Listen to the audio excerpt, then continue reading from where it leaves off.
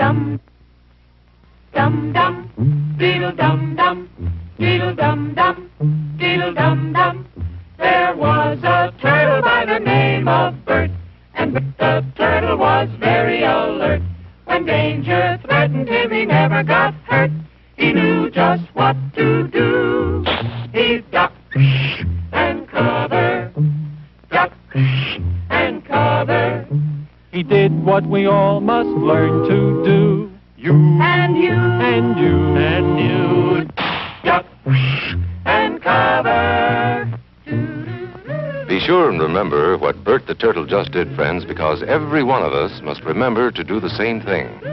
That's what this film is all about. Duck and cover. This is an official civil defense film produced in cooperation with the Federal Civil Defense Administration and in consultation with the Safety Commission of the National Education Association. Produced by Archer Productions, Incorporated. Hey, Bert, come on out and meet all these nice people, please. Oh, all right. We really can't blame you. You see, Bert is a very, very careful fellow. When there's danger, this is the way he keeps from being hurt. Sometimes it even saves his life. That's why these children are practicing to duck and cover just as you do in your school.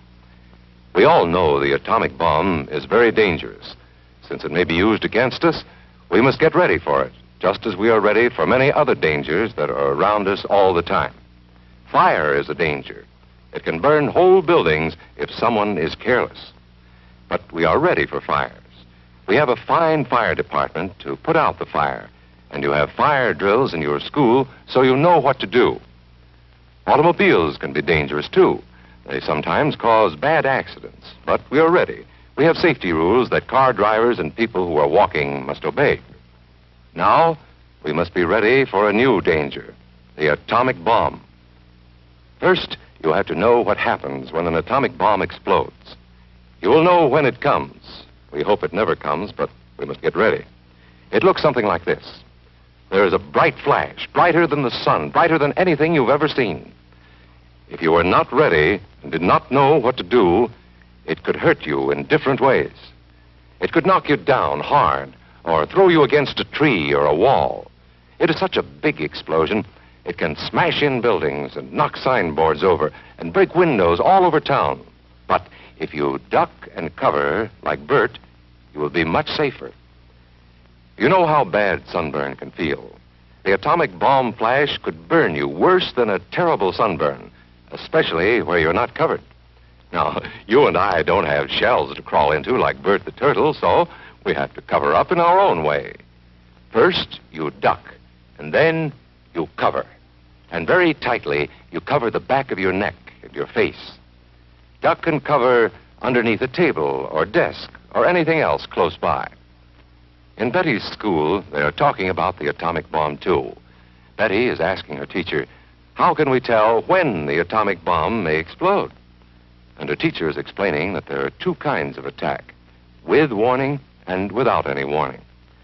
We think that most of the time we will be warned before the bomb explodes, so there will be time for us to get into our homes, schools, or some other safe place. Our civil defense workers and our men in uniform will do everything they can to warn us before enemy planes can bring a bomb near us. You may be in your schoolyard playing when the signal comes. That signal means to stop whatever you are doing and get to the nearest safe place fast. Always remember, the flash of an atomic bomb can come at any time, no matter where you may be. You might be out playing at home when the warning comes.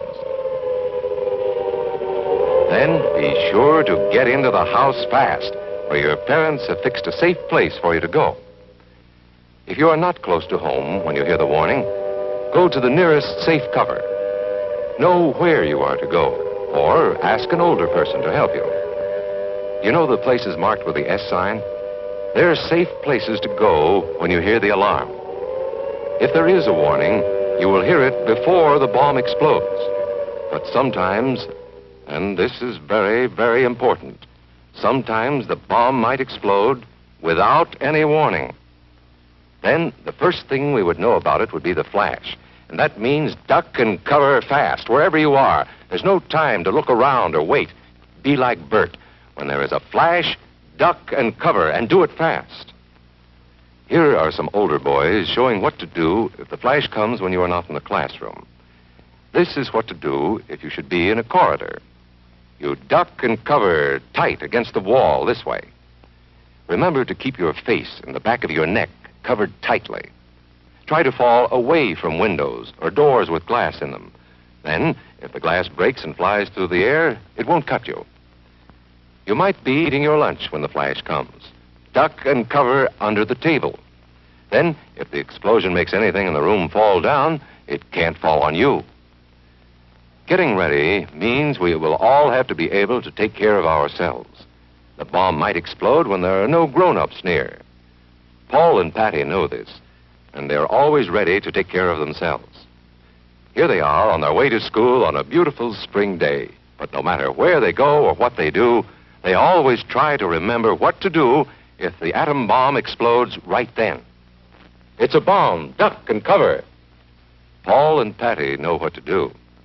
Paul covered the back of his head so that he wouldn't be burned, and Patty covered herself with the coat she was carrying. They knew how to duck and cover. They acted right away when the flash came. If they had been at this doorway when the bomb flashed, Paul and Patty would have ducked and covered this way, like this girl.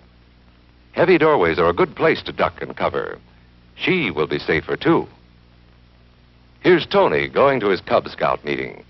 Tony knows the bomb can explode any time of the year, day or night. He is ready for it. Duck and cover. Attaboy, Tony. That flash means act fast. Tony knows that it helps to get to any kind of cover. This wall was close by, so that's where he ducked and covered. Tony knew what to do. Notice how he keeps from moving or from getting up and running? He stays down until he is sure the danger is over. The man helping Tony is a civil defense worker. His job is to help protect us when there is danger of the atomic bomb. We must obey the civil defense worker. We must know how to duck and cover in the school bus or in any other bus or streetcar. Duck and cover.